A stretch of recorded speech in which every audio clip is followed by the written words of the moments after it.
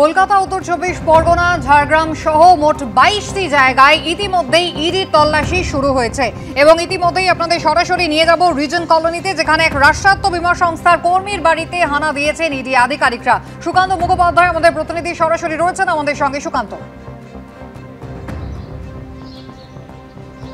দেখো, বেআইনি এই বালি পাচার এবং এই বালি পাচারকে কেন্দ্র করে তার যে আর্থিক লেনদেন হয়েছে, সেই আর্থিক লেনদেনের সুযোগ সুবিধা কারা কারা পেয়েছেন তার সুলুক সন্ধানেই কিন্তু এই মুহূর্তে ইডি যারা আধিকারিক রয়েছেন তারা মোট 22টি জায়গাতে অভিযান চালাচ্ছেন, যার মধ্যে ঝাড়গ্রাম রয়েছে, যার মধ্যে পশ্চিম মেদিনীপুরে একাধিক জায়গা, দুর্গাপুরে ইতিমধ্যে টিম পৌঁছে গিয়েছে এবং শহর কলকাতাতে মোট যে 2টি জায়গাতে অভিযান চলছে, যার মধ্যে একটি হচ্ছে বেহালা 17 নম্বর জেমস লং সরণি, একজন মাইনিং ব্যবসায়ী, তার বাড়িতে যেমন রেড চলছে, তার পাশাপাশি কিন্তু এই ঠিক যেখানে আমরা দাঁড়িয়ে রয়েছি রিজেন্ট কলোনি, যা রিজেন্ট পার্ক থানার মধ্যে পড়ছে, সেই রিজেন্ট পার্ক থানার মধ্যে এই যে বাড়ি তুমি দেখতে পাচ্ছ, এই বাড়ির ঠিক পিছনের দিকের অংশে সঞ্জীব বয়েড এই নাম রাষ্ট্রায়ত্ত বীমা সংস্থার যিনি কর্মী, সেই রাষ্ট্রায়ত্ত বীমা সংস্থার কর্মীর বাড়িতে কিন্তু এই মুহূর্তে অভিযান চালানো হচ্ছে। তুমি দেখানোর চেষ্টা করবো, এই হচ্ছে তার বোর্ড, নাম লেখা রয়েছে পরিষ্কার 2/87 Regent Colony, 2nd floor, Kolkata 7,40,000।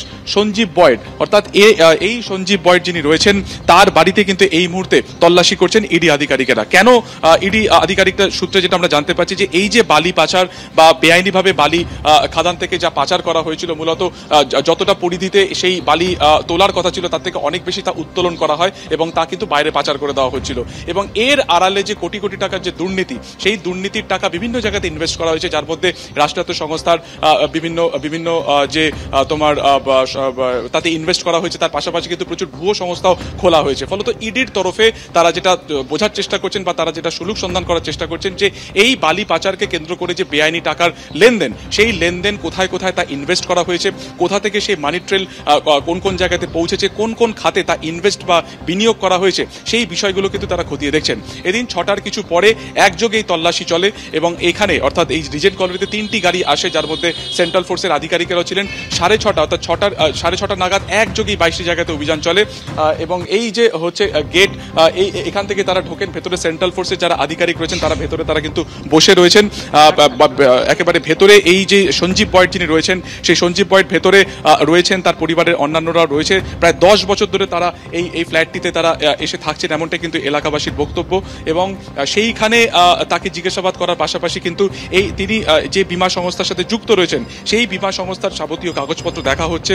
বিগত কয়েক বছরে কোন কোন ক্ষেত্রে এই টাকা বিনিয়োগ হয়েছে, সেই টাকার সাথে অন্যান্য এই বালি পাচারের সাথে যুক্ত থাকা যারা ব্যক্তিরা রয়েছেন তাদের কোনো ইনভেস্টমেন্ট রয়েছে কিনা, পুরো বিষয়টা কিন্তু খতিয়ে দেখা হচ্ছে। এছাড়াও হাওলার মাধ্যমেও টাকা কিন্তু বাইরে পাচার করা হয়েছে। ফলত বালি খাদানে এই যে অবৈধভাবে পাচার, সেইটাকে বিষয়কে কেন্দ্র করে যেমন একদিকে যেমন পুলিশের তরফে ইনভেস্টিগেশন চালানো হচ্ছে, তার পাশাপাশি কিন্তু এনফোর্সমেন্ট ডাইরেক্টরের তরফে তারা এই যে টাকা তা কোথায় কোথায় পাচার করা হয়েছে, এই টাকা কোথায় ইনভেস্ট করা হয়েছে, কারা কারা একদম সমস্ত দিকটা খতিয়ে দেখতে চাইছেন কেন্দ্রীয় তদন্তকারী সংস্থার আধিকারিকরা। সুকান্ত, তুমি আমাদের সঙ্গে থাকো।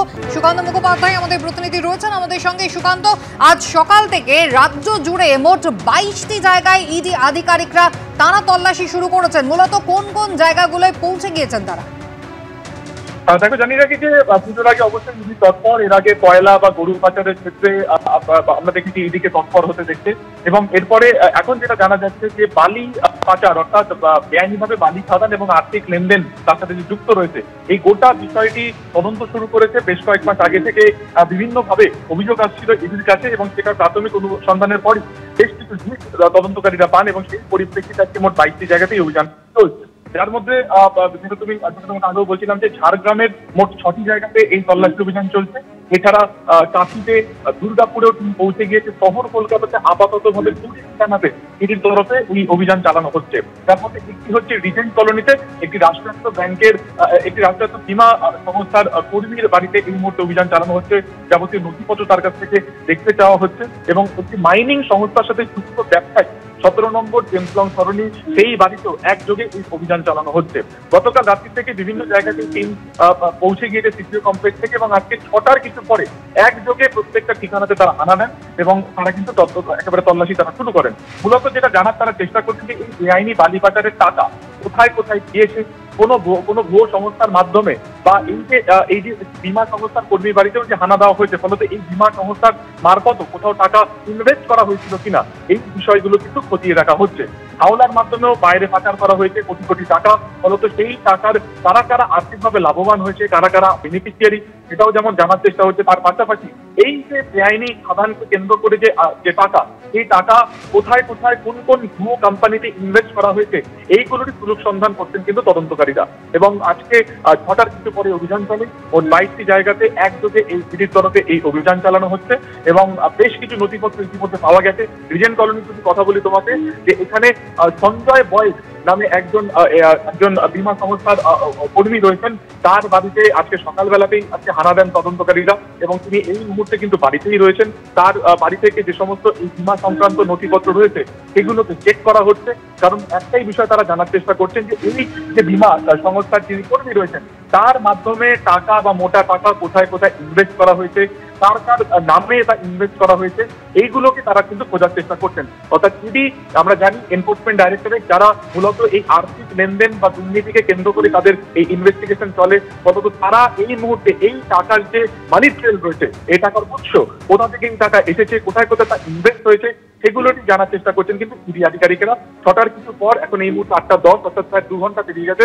এই 22টি জায়গাতে জেলা এবং শহর কলকাতা জুড়ে প্রত্যেকটা জায়গাতে কিন্তু তল্লাশি চলছে ইডির তরফ। সুকান্ত, তুমি আমাদের সঙ্গে থাকো। অর্থাৎ আমাদের প্রতিনিধিরা যেমনটা বলছিলেন, বালি খাদান থেকে বেআইনিভাবে বালি পাচার এবং সেই সংক্রান্ত আর্থিক লেনদেনের বিষয়টি মাথায় রেখেই তল্লাশি অভিযান চালাচ্ছেন এনফোর্সমেন্ট ডিরেক্টরেটের আধিকারিকরা।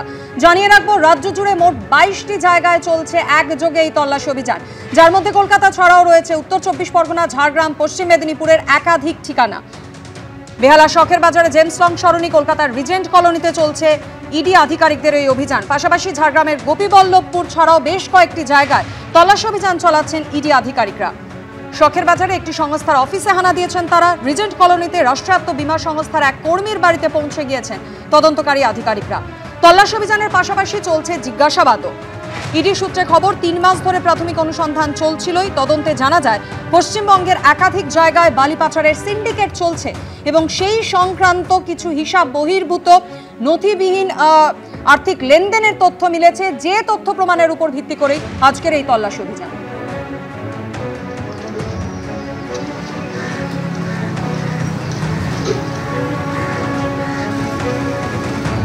কলকাতা, ঝাড়গ্রাম, পশ্চিম মেদিনীপুর সহ মোট 22 জায়গায় ইডির অভিযান চলছে। এর আগে আমরা কয়লা গরু পাচার মামলার ক্ষেত্রে এ ধরনের অভিযান দেখেছি, আর এবার বালি সিন্ডিকেট রয়েছে এমনই অভিযোগে ইতিমধ্যে ইডি আধিকারিকরা তারা পৌঁছে গিয়েছেন জায়গায় জায়গায়। বেহালার শখের বাজারে জেমস লং সরণিতে যেমন অভিযান চলছে, তার পাশাপাশি রিজেন্ট কলোনিতে এক রাষ্ট্রায়ত্ত বীমা সংস্থার কর্মী, তার বাড়িতেও কিন্তু তল্লাশি শুরু হয়েছে। তাহলে কি এই বালি খাদানের, বালি সিন্ডিকেটের বেআইনি অর্থ কোথাও বিমাতে বিনিয়োগ হয়েছে? এই প্রশ্ন কিন্তু তুলছেন ইডি আধিকারিকরা। ইতিমধ্যেই বেআইনি আর্থিক লেনদেন সংক্রান্ত তথ্য পেতেই কিন্তু তাদের এই অভিযান।